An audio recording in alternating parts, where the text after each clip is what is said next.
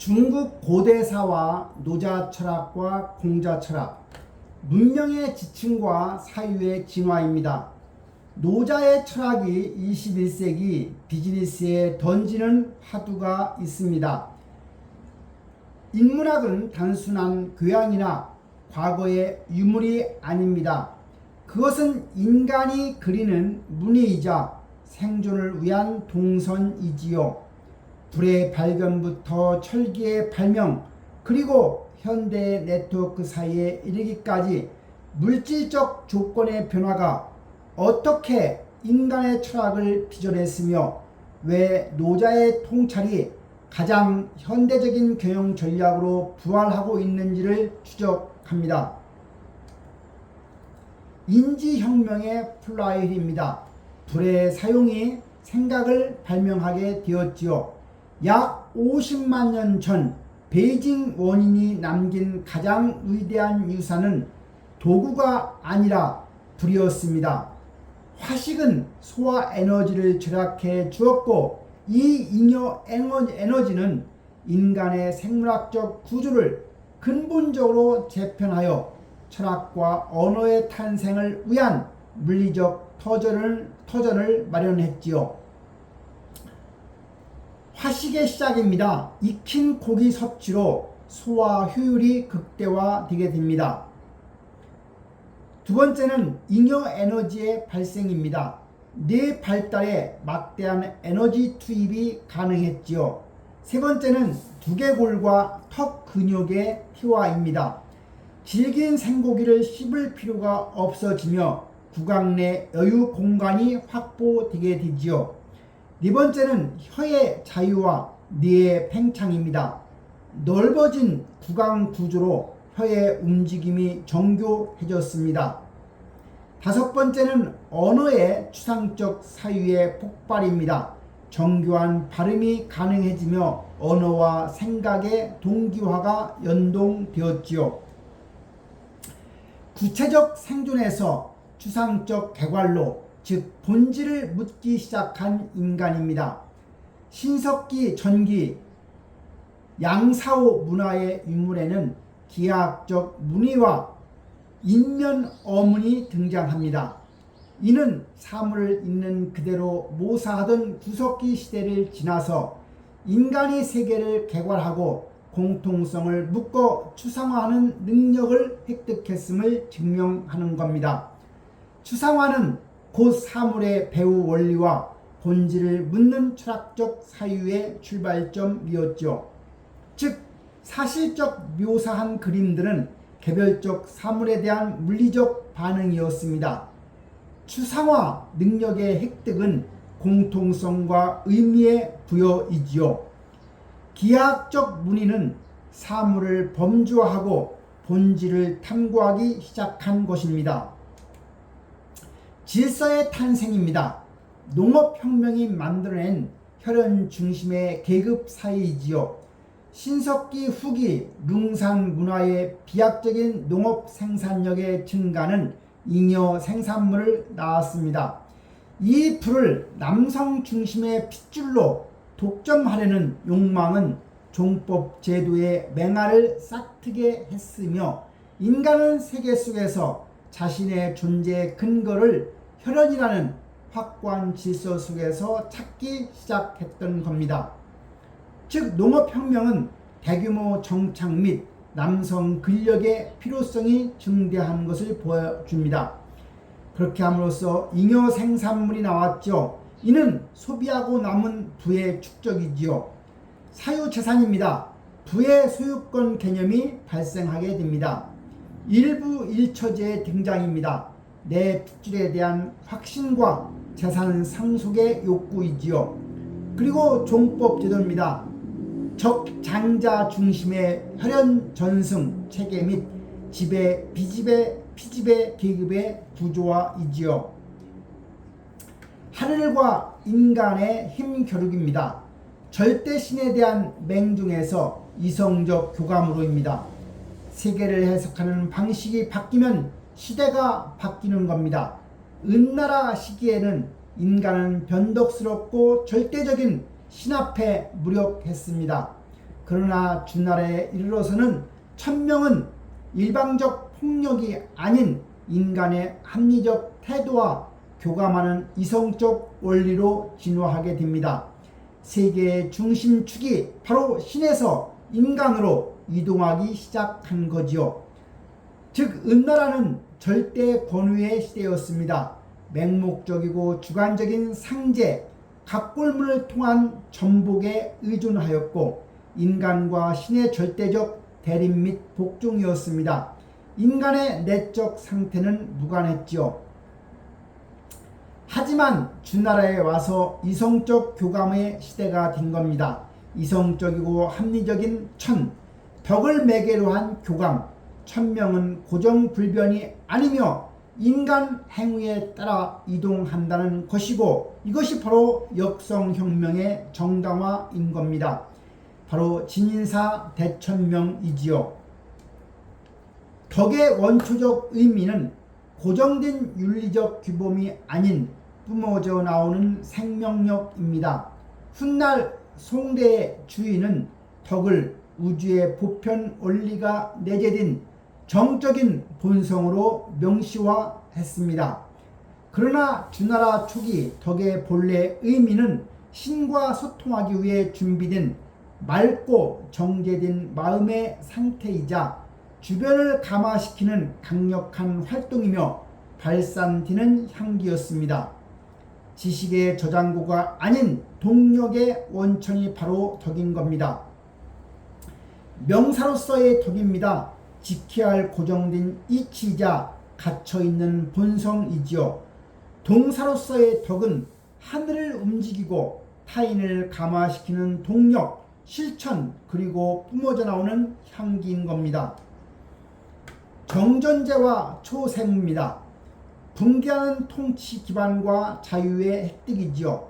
서주시대를 지탱한 경제 모델인 정전제는 공전 중심의 공동 생산이었습니다.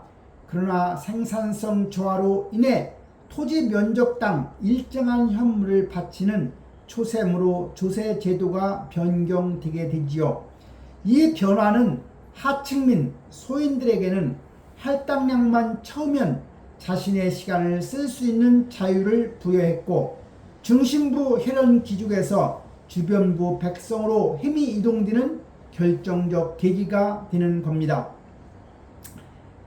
처음에 땅이 있었을 때 9등분으로 나누어서 가운데 것을 결국은 세금으로 바치는 정전제의 원형이었죠. 공동으로 그 하나를 농사짓기 위해 노동이 모였던 겁니다. 즉 중심부로 쏠리는 권력이었죠. 하지만 중심에서는 열심히 일을 하지 않게 되면서 생산성이 떨어지게 되죠. 그래서 나온 것이 바로 초세무의 시행입니다. 초세무 시행 이후에는 할당량 납부 방식이었기 때문에 주변부 소인의 자유와 상업 진출이 가능했고 부의 축적이 시작되었던 겁니다.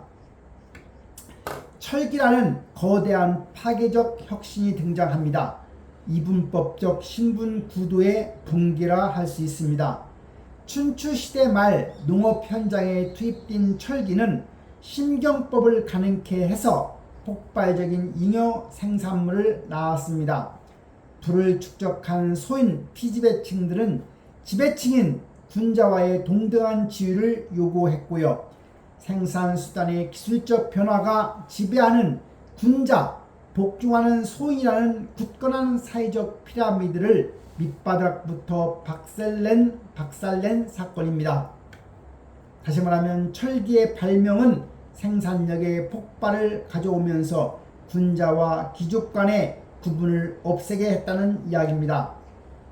하늘이 죽었다. 권위의 해체와 춘추 전국시대의 개막입니다.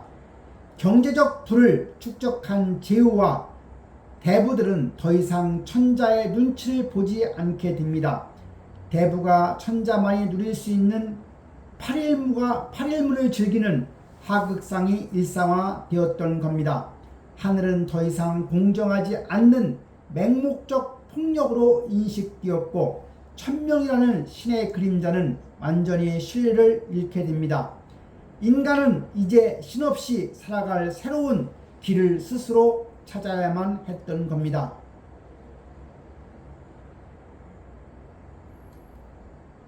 사유의 독립선언입니다.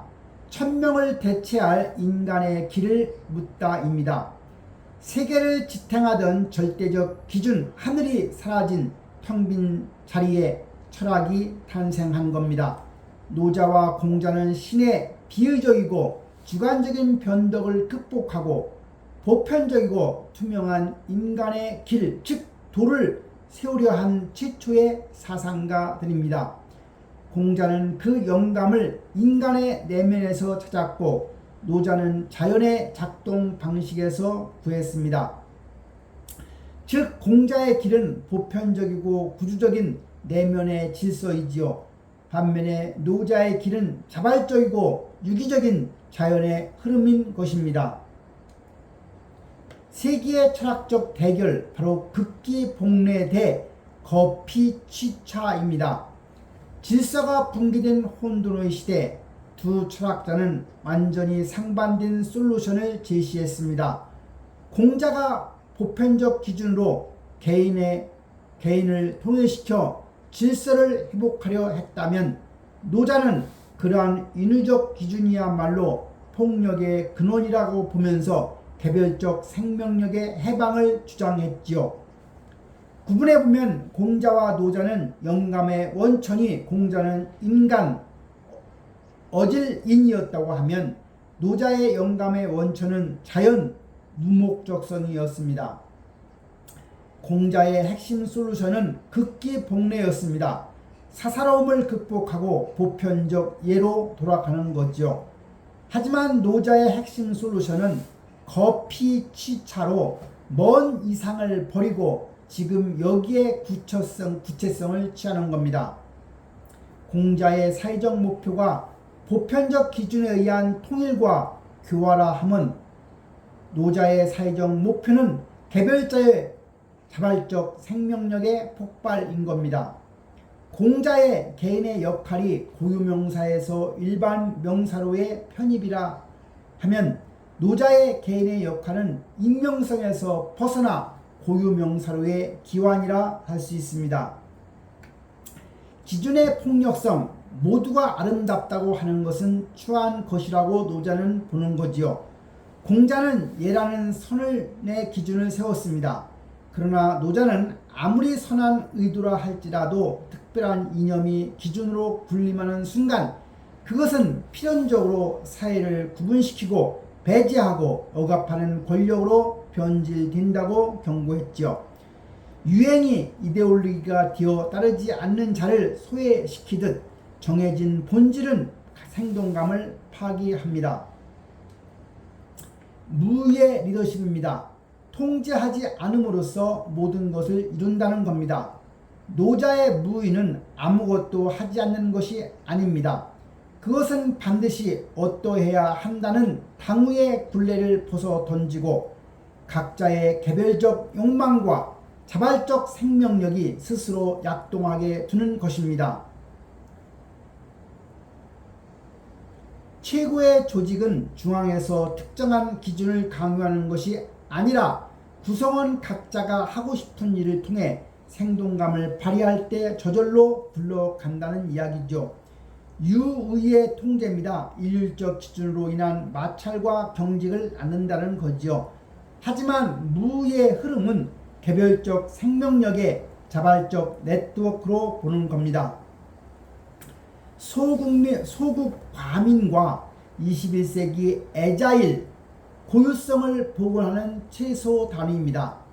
거대 조직은 필연적으로 개인을 부속품화하고 익명성 속에 가둡니다. 노자가 주장한 소국 과민 작은 조직은 구성원들이 자신의 활동을 거대한 톱니바퀴의 일부가 아닌 자기 삶으로 온전히 느낄 수 있는 최적의 스케일입니다. 이것이 바로 오늘날 글로벌 기업들이 중앙 집권형 피라미드를 해체하고 분산형 애자일 팀으로 전환하는 철학적 배경인 겁니다. 즉 거대 중앙 집권형은 전통적 계층 구조이지만 소국 과민 분자형 애자일은 자율적 소규모 노드이지요. 오래된 미래, 왜 포스트 모던 시대는 동양학을 호출하는가? 근대가 이성, 본질, 중앙집권, 거대함의 시대였다면 현대는 감성, 관계, 탈중심 그리고 개별적 욕망의 시대인 겁니다. 외부의 이념에 자신을 맞추며 왜소해지지 말아야 합니다.